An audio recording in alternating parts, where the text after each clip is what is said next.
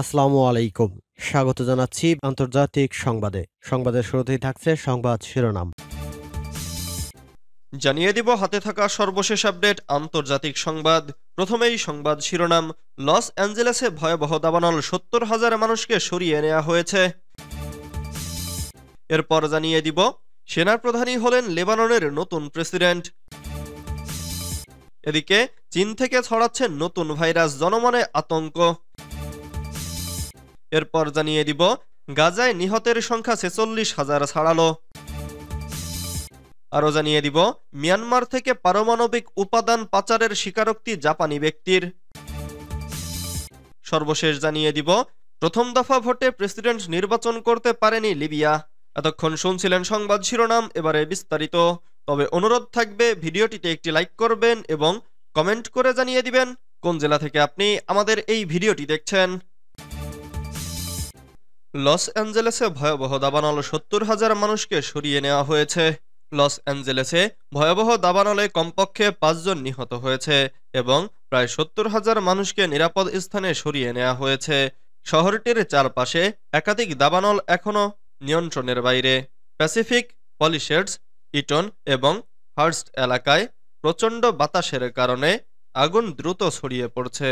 ইতিহাসের সবচেয়ে বড় আগুনের মুখোমুখি হয়ে লস অ্যাঞ্জেলেস হিমশিম খাচ্ছে। ইতিমধ্যে ১,০০০টির বেশি ভবন আগুনে পুড়ে গেছে। এলাকার আকাশে ধোঁয়ার কুণ্ডলী দেখা যাচ্ছে। পরিস্থিতি নিয়ন্ত্রণে আনতে জরুরি অবস্থা ঘোষণা করা হয়েছে এবং অবসরপ্রাপ্ত অগ্নি নির্বাপক কর্মীদেরও ডাকা হয়েছে।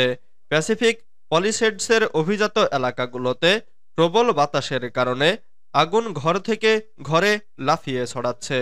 বাতাসের ঝাপটায় আগুনের ফুলকি শত শত মিটার দূরে গিয়ে নতুন আগুন সৃষ্টি করছে। Los Angeles county fire chief Anthony maroon জানান, দাবানলের এই ব্যাপকতা এবং গতির কাছে দমকল কর্মীরা অসহায় হয়ে পড়েছেন। আমাদের সাধ্যমতো চেষ্টা করছি, কিন্তু এলএ কাউন্টিতে এই পরিস্থিতি সামাল দেওয়ার মতো যথেষ্ট জনবল নেই, তিনি বলেন। বুধবার বিকাল পর্যন্ত প্যাসিফিক পলিশেডসে দাবানল ১৬,০০০ একর জমি গ্রাস করেছে এবং ১,০০০ ঘরবাড়ি পুড়ে ছাই হয়ে গেছে। সেনাপ্রধানই হলেন লেবাননের নতুন প্রেসিডেন্ট। দীর্ঘ ২ বছরেরও বেশি সময় ধরে প্রেসিডেন্ট পদে শূন্যতার অবসান ঘটিয়ে লেবাননের প্রেসিডেন্ট নির্বাচিত হয়েছেন সেনাপ্রধান জোসেফ আউন। বৃহস্পতিবার বিকেলে দ্বিতীয় দফা ভোটে ১২৮ আসনের পার্লামেন্টে আউন ৯৯ ভোট পেয়ে প্রেসিডেন্ট পদে জয়লাভ করেন। ইসরায়েল ও লেবাননের সশস্ত্র গোষ্ঠী হিজবুল্লাহর মধ্যে ১৪ মাস ধরে চলমান যুদ্ধবিরতি চুক্তির কয়েক সপ্তাহ পরে এই ভোটগ্রহণ অনুষ্ঠিত হয়। শপথ গ্রহণের পর ৬০ বছর বয়সী আউন বলেন, আজ থেকে লেবাননের ইতিহাসে এক নতুন অধ্যায় শুরু হতে যাচ্ছে।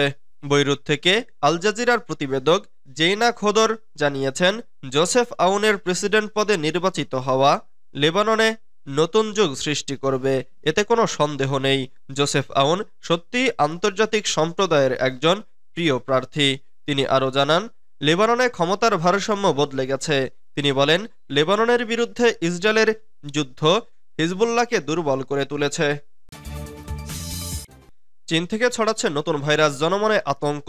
করোনা ভাইরাস সংক্রমণের ৫ বছর পর সে চীন থেকে আবার ছড়িয়ে পড়ছে হিউম্যান মেটানিউমো ভাইরাস বা সংক্ষেপে HMVP। চীনের ভেতরে ও আশেপাশের অন্যান্য দেশে এই ভাইরাস দ্রুত ছড়িয়ে পড়ার খবর জনমনে আতঙ্ক ছড়াচ্ছে।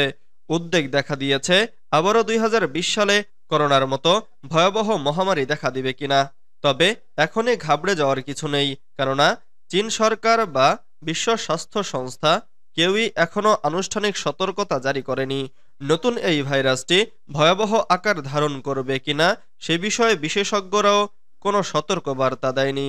তবে রোগটি যেন না হয় সে বিষয়ে সতর্ক থাকার পরামর্শ দিয়েছেন তারা। সম্প্রতি সামাজিক যোগাযোগ মাধ্যমে ছড়িয়ে পড়া বিভিন্ন ভিডিওতে দেখা যাচ্ছে চীনের হাসপাতালগুলোয় মানুষের উপচে পড়া ভিড়। রোগীদের মধ্যে একটি উল্লেখযোগ্য সংখ্যকই শিশু। চীনের রাষ্ট্রীয় গণমাধ্যম সিসিটিভি জানিয়েছে, হাসপাতালে আসা বেশিরভাগ মানুষই শ্বাসকষ্টজনিত রোগের চিকিৎসা নিতে এসেছেন। ডিসেম্বরের শেষের দিকে 14 বছর বা এর কম বয়সী শিশুদের মধ্যে প্রধানত এ রোগটি দেখা দিয়েছে বলে সংবাদ মাধ্যমটি জানিয়েছে।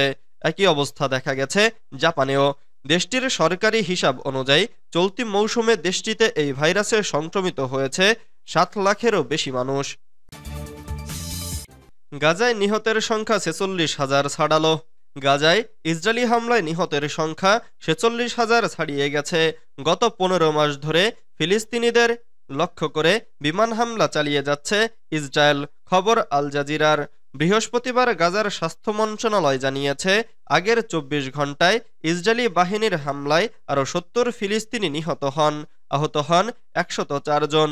এ নিয়ে 2023 সালের 7 অক্টোবর শুরু হওয়া এই যুদ্ধে গাজায় 46,006 ফিলিস্তিনি নিহত হয়েছেন। আহত হয়েছেন 1,09,387 জন। এদিকে গাজায় সংগঠিত যুদ্ধাপরাধের বিচার সংক্রান্ত উদ্বেগ থেকে গণমাধ্যমের প্রচারের ওপর নতুন বিধিনিষেধ আরোপ করেছে ইসরায়েলি সামরিক বাহিনী। সামরিক বাহিনীর মুখপাত্র লেফটেন্যান্ট কর্নেল নাদাব শোশানি বলেন, নতুন নিয়মের আওতায় কর্নেল ও তার নিচের পদমর্যাদার কোনো ইসরায়েলি সেনাদের সাক্ষাৎ গ্রহণকারী গণমাধ্যম তাদের পুরোনাম বা মুখমণ্ডলী প্রদর্শন করতে পারবে না। মিয়ানমার থেকে পারমাণবিক উপাদান পাচারের স্বীকারোক্তি জাপানি ব্যক্তির।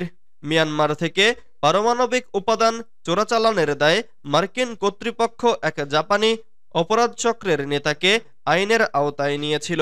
বুধবার 8 জানুয়ারি ওই ব্যক্তি নিজের দোষ স্বীকার করেছেন বলে জানিয়েছে মার্কিন বিচার বিভাগ। ব্রিটিশ বার্তা সংস্থা রয়টার্স এ খবর জানিয়েছে। বিচার বিভাগের বিবৃতিতে বলা হয়, অভিযুক্ত ব্যক্তি হচ্ছেন 60 বছর বয়সী জাপানি নাগরিক তাকেশি এবিসাওয়া।